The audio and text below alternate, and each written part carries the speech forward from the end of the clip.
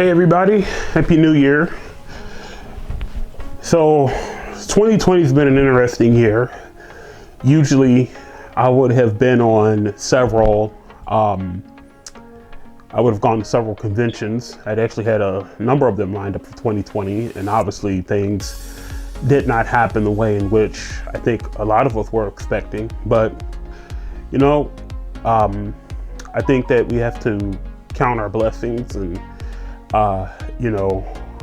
the fact is, a lot of people have passed from this virus, which is very sad. And we have to do things in a safe way, and just try to keep our heads up.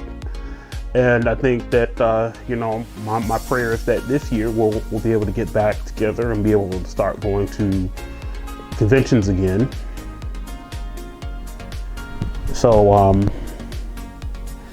just think that that's something that we ought to think about. So I wanted to just talk a little bit about the lens that has really kept me in the business. I think all of us have that one camera lens that has kept us, that is really like a staple in our work. For me, it's the 85 millimeter. And I do apologize if it's not coming in as well. But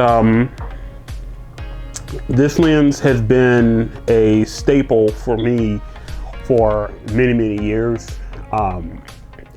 Prior to getting the camera that I have now, the A7R III, I used a E-mount camera. I used the A-mount camera, the A99, the original A99, and I had a Sigma 85 millimeter lens, which was horrible at focusing, but the glass in it was second to none. It produced just some great images, and it was just one of the lenses that I used all the time. And when I finally switched everything over to E-mount, I continued to use that lens just with an adapter on it, and I just shot just about everything I did with that lens.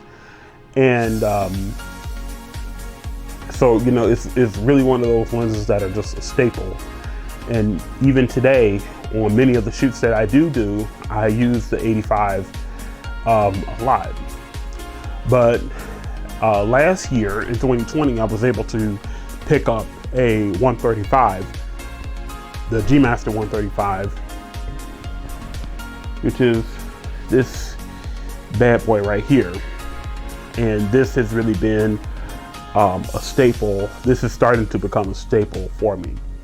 I had a 135 on the E-mount, and it was just horrible at focusing, but the images were I loved the way the images looked. So when I saw the opportunity to pick this one up, I just grabbed it. I've done reviews on both of these lenses, which I'll link down in the bottom of this video.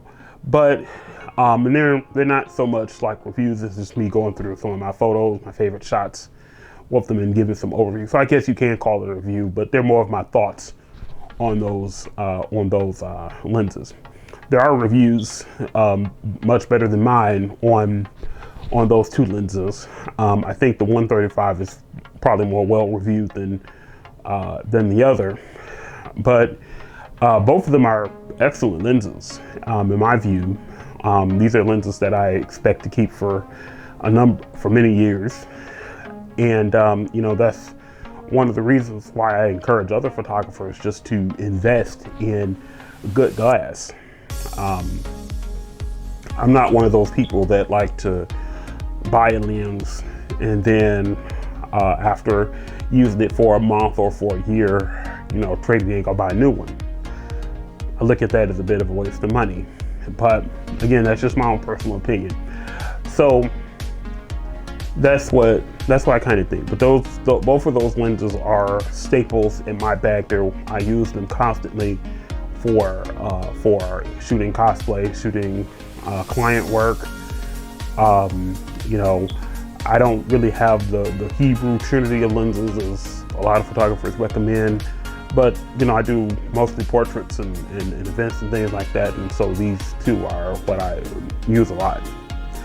I'll put some images in this video so that you can see some of the photos that I've taken with both lenses. Again, Happy New Year, and I hope that you guys are staying safe, and we'll talk to you later.